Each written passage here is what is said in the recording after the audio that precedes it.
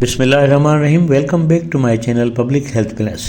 آج ہم بات کریں گے کہ حمل اور دودھ پلانے کے دوران غذائیت کی کمی اور اس کے اثرات ماں اور اس کے بچے پر. غذائی کمی اس حالت کو کہا جاتا ہے جس میں کسی شخص کی توانائی یا غذائی اجزاء کی مقدار میں کمی، زیادتی یا عدم توازن پایا جائے.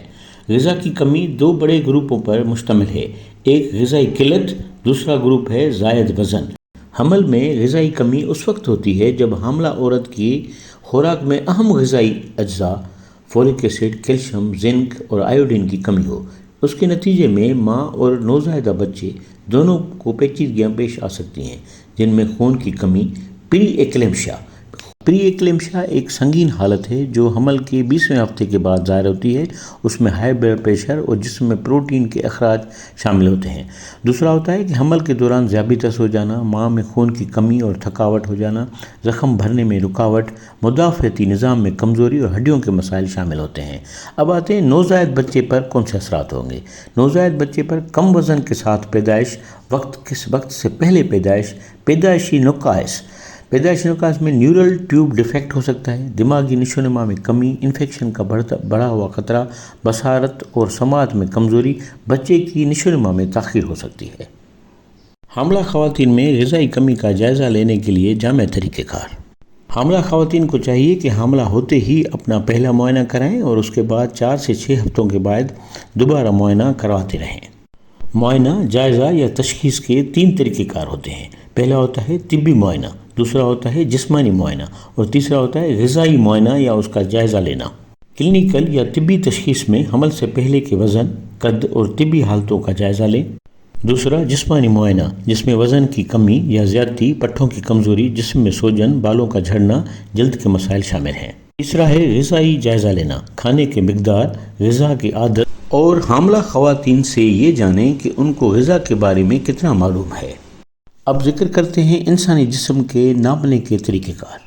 اس میں شامل ہے وزن، قد اور قد کا استعمال کرتے ہوئے حساب لگانا، جس کو باڈی ماس انڈیکس کہتے ہیں. اور چوتھا طریقہ ہے حمل کے دوران بازو کے اوپر کے درمیانی حصے کا معائنہ، جو 24 سے 28 ہفتوں کے درمیان ہوتا ہے.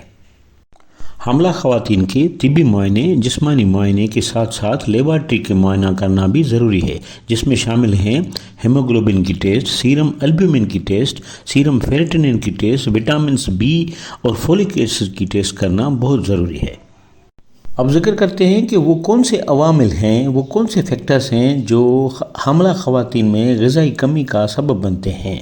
کم سماجی و معاشی حیثیت، کم عمر کی شادی، زیادہ بچوں کا ہونا، محدود تعلیم، بے روزگاری ہونا، غیر مستحکم آمدنی، خوراک کی قیمتیں زیادہ ہو جانا، ذیابیطس ہو جانا، ہائی بلڈ پریشر ہو جانا یا دباؤ، بے چینی، ڈپریشن، سماجی مدد کی کمی، صحت کے دیکھ بھال کی خدمات تک محدود رسائی یا ان کا معیار کم ہونا، روایتی غذائی عادات، غذائی پابندیاں، غذائیت کے بارے میں محدود معلومات، غذائیت کے متعلق یا دودھ پلانے کے متعلق مشورے کا فقدان ہونا.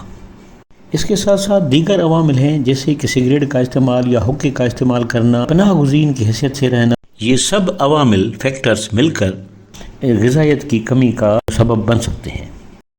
حاملہ خواتین کے لیے ضروری ہے کہ باقاعدہ وزن اور قد کی پیمائش کریں، غذائی مشورہ لیں، دودھ پلانے کو فروغ دیں اور اس کے بچے کی پیدائش سے پہلے اور بچے کی پیدائش کے بعد چیک اپ کروائیں. غذائی کمی، خون کی کمی اور دیگر غذائی کمیوں کی اسکریننگ اور اس کا انتظام کریں.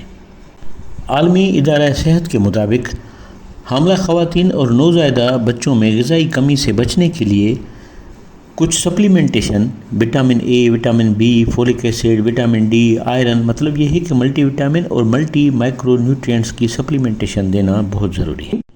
جیسا کہ اناج، چاول، دلیا، پھل، گوشت، مچھلی، انڈا، کم چکنائی والی چیزیں اور پانی کا استعمال زیادہ رکھیں تاکہ پریگننسی کے دوران پیچیدگیوں پر قابو پایا جا سکے. آپ لوگوں کا شکریہ. Thank you.